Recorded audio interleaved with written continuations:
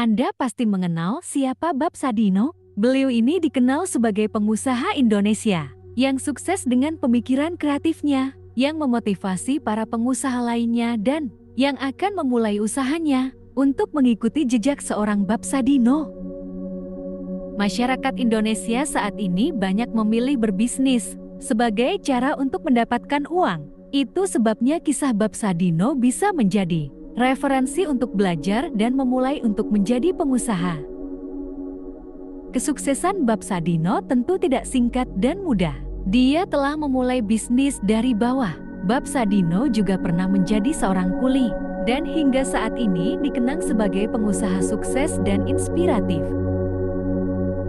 Kita semua tahu bahwa dunia bisnis sangat sulit, di mana pelaku usaha harus menghadapi tantangan yang tidak mudah. Sebagai pebisnis, kita harus memiliki pikiran dan tekad yang kuat.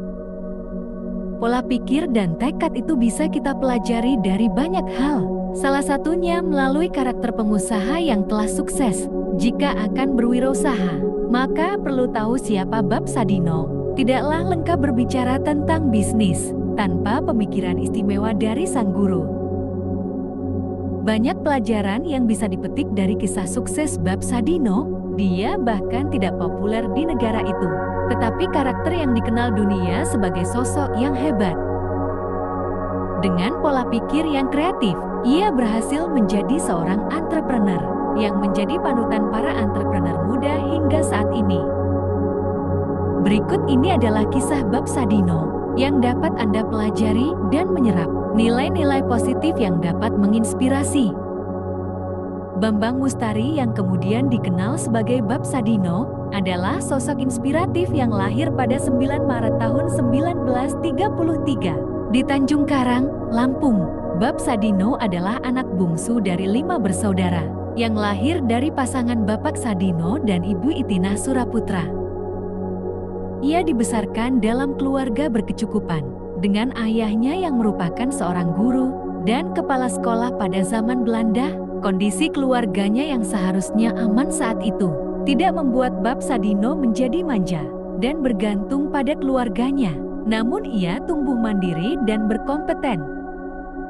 Di usia 19 tahun, Bob Sadino kehilangan ayahnya. Riwayat pendidikan Bob Sadino tercatat bahwa ia bersekolah di SD Yogyakarta pada tahun 1947, SMP Jakarta pada tahun ke-1950, dan SMA Jakarta pada tahun ke-1953.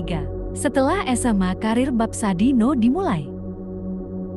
Bob Sadino memutuskan untuk tidak melanjutkan kuliah karena menurutnya mahasiswa itu seperti pemulung yang merampas apa saja yang ada di otaknya. Bob Sadino mengungkapkan, semakin banyak seseorang belajar, semakin penuh otaknya. Idealismenya bukan berarti Bob Sadino menyepelekan proses belajar, melainkan memiliki pembelajaran sendiri tanpa harus kuliah. Jika kebanyakan orang secara bertahap mencari ilmu melalui lembaga pendidikan hingga menjadi ahli, hal ini berbeda dengan Bob Sadino yang memilih belajar dari pengalaman yang ia miliki sendiri.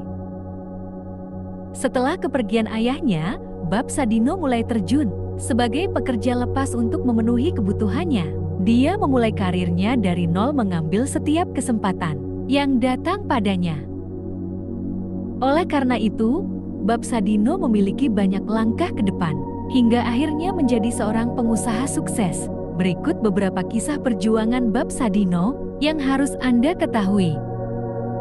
Pertama, menjadi karyawan Unilever. Setelah lulus SMA dan belum siap melanjutkan pendidikannya, Bob Sadino memutuskan untuk bekerja di Unilever selama beberapa tahun, sebelum akhirnya bekerja di luar negeri. Pada tahun 1955,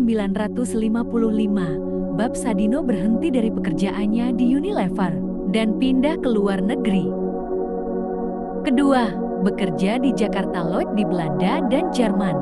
Setelah memutuskan keluar dari Unilever, Bob Sadino berkeliling dunia dengan membawa uang warisan, hingga akhirnya memutuskan untuk menetap di Belanda.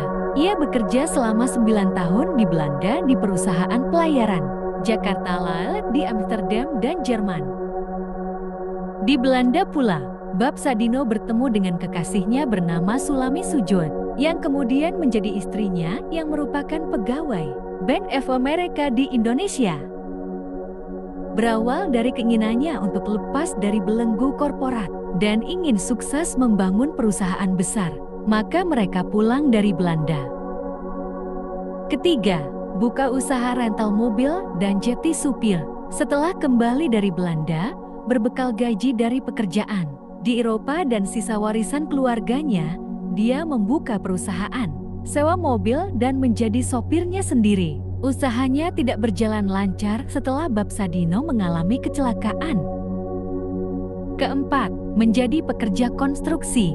Akibat musibah yang menimpanya, Bab Sadino mengalami kerugian yang sangat besar dan tidak dapat melanjutkan usaha persewaan dan reparasi mobilnya. Tekanan dari kesulitan inilah yang kemudian membuat Bab Sadino menjadi buruh bangunan untuk menghidupi dirinya dan keluarganya. Kesulitan itu membuat Bab Sadino mengalami tekanan dan depresi karena gaji yang diterimanya sangat pas-pasan untuk kebutuhan keluarganya. Dengan banyaknya musibah yang menimpa Bab Sadino, ia terus bangkit dan sukses hingga saat ini. Kita harus mempelajari ini darinya dan menerapkannya dalam kehidupan kita. Kelima, bisnis telur ayam rumahan. Bab Sadino memiliki rekan pensiunan Jenderal TNI Sri Mulyono Herlambang yang juga pelopor ayam ras. Ia adalah pendiri Persatuan Peternak Unggas Indonesia (PPW) yang kemudian disarankan Bab Sadino untuk beternak ayam. Saran rekannya tersebut akhirnya memunculkan ide Bab Sadino untuk memulai peternakan ayam dengan penemuan-penemuan baru. Bab Sadino kemudian mengembangkan ayam pedaging yang dipelajarinya dari majalah peternakan Belanda. Karena Bab Sadino tidak memiliki gelar di bidang peternakan, ia mencari sumber belajar. Awalnya, Bab Sadino mencoba memasak telur kampung ke tetangganya di distrik Kemang, Jakarta. Tetangga di daerahnya kebanyakan orang asing yang kemudian telurnya dia jual dari pintu ke pintu. Berkat ketekunan dan kegigihannya dalam belajar dan melihat peluang, penjualan telur dalam negeri meningkat hingga puluhan kilogram. Bab Sadino didampingi istrinya yang bersama-sama mengatasi tantangan bisnis. Bab Sadino sering menerima hinaan, teguran bahkan cemoohan dari orang asing yang ingin bersaing dengannya dalam bisnis. Karena tantangan tersebut, Bab Sadino dan istrinya terus meningkatkan kualitas produk dan layanannya. Keenam, pengembangan usaha sayuran. Perdagangan telur negaranya terus berkembang, dan Bab Sadino segera merasa tidak puas. Akhirnya ia mengembangkan usahanya menjadi penjual sayur. Ia berhasil melihat peluang dengan mengembangkan sayur dan buah asing yang belum ada di Indonesia. Sayuran yang diperkenalkan Bab Sadino adalah jagung manis, belewah, dan brokoli. Cara hebat untuk meningkatkan penjualan secara dramatis. Kesuksesan itu mengubah kepribadian Bab Sadino yang sebelumnya menjalankan perusahaan secara tradisional menjadi perusahaan jasa yang sesungguhnya. Bab Sadino percaya bahwa bisnis yang sukses harus selalu diawali dengan kegagalan demi kegagalan. Bab Sadino menempuh jalan wirausaha yang terjal ini hingga ia berpikir bahwa kegagalan adalah hal yang wajar dan bahwa uang bukanlah hal yang terpenting baginya. Menurut Bab Sadino, yang terpenting adalah kemauan, komitmen, dan keberanian mengambil resiko. Perubahan bisnisnya ini membuat perusahaannya tumbuh dan berkembang. Bab Sadino tidak hanya menjual sayuran, ia juga memperkenalkan hidroponik ke Indonesia untuk menghasilkan sayuran segar dengan mudah. Kesuksesan perusahaannya dalam bisnis peternakan tidak pernah membuatnya puas, dan kemudian Bab Sadino mencoba memulai bisnis hortikultura pertanian dan membudidayakan kebun sayur untuk dikonsumsi oleh orang asing di Indonesia. Saat itu, cara berkebun Bab Sadino bahkan belum diterapkan.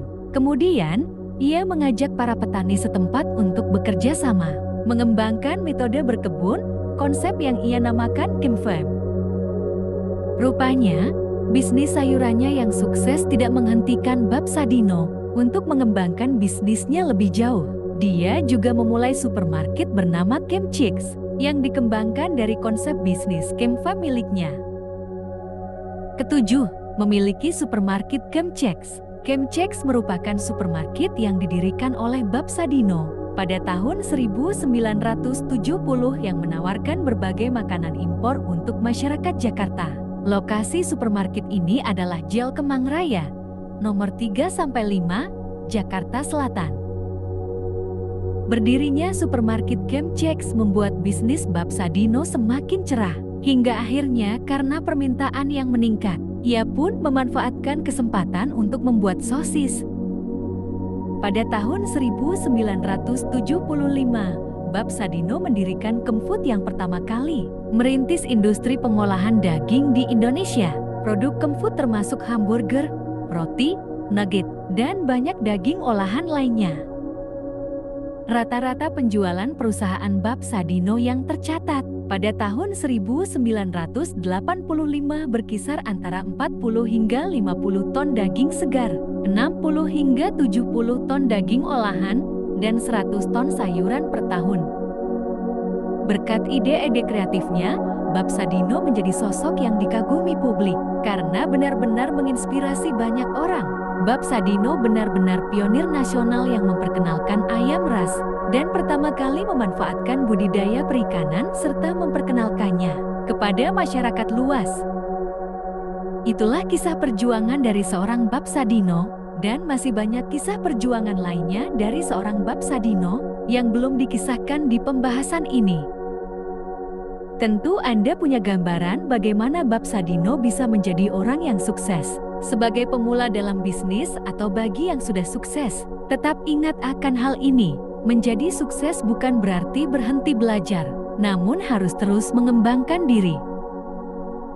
Semoga kesuksesan selalu menyertai kehidupan kita. Selamat bermimpi indah dan menjadi kenyataan. Terima kasih.